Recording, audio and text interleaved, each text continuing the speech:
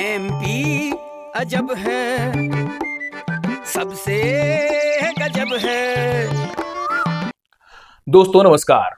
MP अजब है, MP गजब है, इस एक लाइन ने मध्य प्रदेश को खूब ख्याति दिलाई, एक पहचान दी जिसे हर खबर या आंख पहचानती है। अब आलम यह है कि जब भी कोई समाचार पढ़ते हुए ये वाक्य सामने आ जाता है कि एमपी अजब है, एमपी गजब है, तो दिल जोर से धड़कने लगता है और एक बार जरूर पूछ लेता है कि अब कौन सा कांड कर दिया हम एमपी वालों ने। भोपाल के बहुत काबिल इंजीनियरों ने जब 90 डिग्री का ये पुल बनवाया था तो देश भर में उनके नाम की खूब चर्चा हुई, खूब शोहरत फैली उनकी। लेकिन ये बात शहडोल के इन टीचर्स को बिल्कुल पसंद नहीं आई। उन्हें सहन नहीं हुआ कि वे इतने कमतर कैसे हो रहे हैं, और होना भी नहीं चाहिए था। आखिर शिक्षक कोई कमतर थोड़े ही होता है इंजीनियरों से। इंजीनियरों को अगर पुल बनाकर नाम कमाना आता है तो शिक्षक भी भविष्य बनाते हैं। तो शहडोल के इन शिक्षकों ने पुताई करवाकर इतिहास रचाने के लिए तैयारी कर ली। आगे बढ़ें उससे पहले एक जरूरी बात कि अगर वीडियो पसंद आ रहा हो तो अभी लाइक और शेयर कर दीजिए और चैनल को सब्सक्राइब भी कर लीजिए। शुक्रिया। और फिर शुरू हुई वो योजना जो ताजमहल की तरह श्रमिक गौरव की मिसाल बन गई, क्योंकि जैसे शाहजहां ने संगमरमर पर इतिहास उकेरने के लिए हजारों मजदूर लगाए थे, वैसे ही शहडोल के इन शिक्षकों ने एक दीवार को पोतने के लिए सैकड़ों मजदूर और मिस्त्री लगाकर दिखा दिए। मुझे जो लगता है वो ये कि इन सरकारी टीचर्स ने ये किसी लालच के तहत नहीं किया था। ये सिर्फ इसलिए किया गया ताकि शिक्षक समुदाय का नाम इंजीनियरों से किसी भी तरह से पीछे ना रह जाए। वरना अगर ये शिक्षक इतिहास में पिछड़ जाते तो शायद कभी भी तकनीकी शिक्षा के आगे इस पेशे को वो सम्मान न मिलता जिसका ये सपना देख रहे थे। इसीलिए उन्होंने अपने जमीर का सौदा कर दिया, अपनी ईमानदारी को कागजों की मेज पर गिरवी रख दिया और ऐसा त्याग कर दिया जो शायद शिक्षा व्यवस्था के इतिहास में कभी श्लोकों की तरह पढ़ाया जाएगा, स्वर्ण अक्षरों में दर्ज किया जाएगा, पता नहीं इसके साथ क्या क्या किया जाएगा। घटना शहडोल जिले के व्यवहारी जनपद की है, जहां दो सुंदर से सरकारी स्कूल सकंदी और निपानिया होते थे। इनमें काम था स्कूलों की दीवारों की पुताई करवाना और छोटी मोटी मामूली मरम्मत करवाना।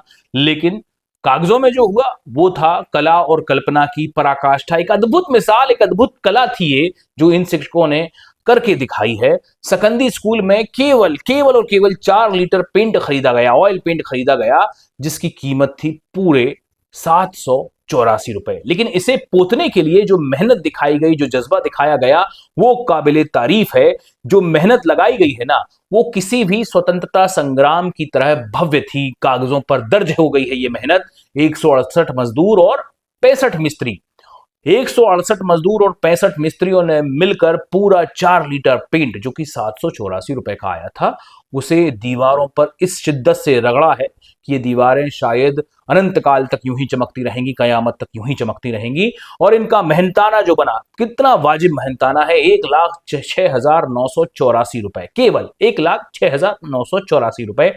अब निपनिया की बात करते हैं। यहाँ पेंट खर्च हुआ 20 लीटर। जी हाँ, कुल जमा 20 लीटर, ज्यादा कुछ नहीं।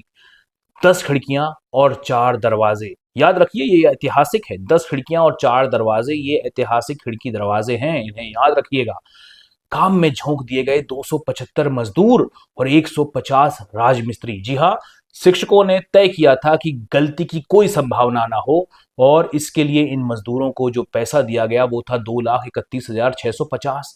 इतनी संख्या देखकर मन में कोई सवाल नहीं आता, क्योंकि हमारा मन इन शहडोल के शिक्षकों के प्रति आस्था से भरा हुआ है।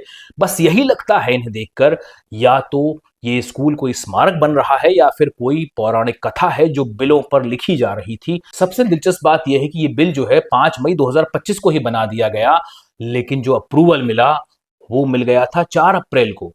यानी ये जो पूरा बिल है, इसकी पूर्वानुमान लगा लिया गया था, इसकी भविष्यवाणी कर दी गई थी, जैसे भगवान की भविष्यवाणी होती है, बिल्कुल वैसे ही सरकारी फाइलों में टाइम ट्रेवल हो गया भाई साहब। एकदम ब्लैंक चेक वाली कहानी, जैसे फिल्मों में होती है ना कि हीरोइन का बाप जब कहता है ये रहा साइन किया हुआ चेक, रकम भर लो और निकल लो अपने रास्ते। और ठेकेदार कौन था? सुधाकर कंस्ट्रक्शन, बिना जीएसटी नंबर की एक फर्म जो नहीं चाहती कि उसकी किसी पहचान को किसी नंबर से जोड़ा जाए। कोई रजिस्ट्रेशन नहीं, दुकान किसी पेंटिंग मजदूर के भाई की थी। और इसे घोटाला कहना शायद बहुत छोटा शब्द होगा, ये कला है, कागज पर रचा गया महाभारत, जिसमें रंग सच्चाई का नहीं बल्कि छल और चतुराई का था।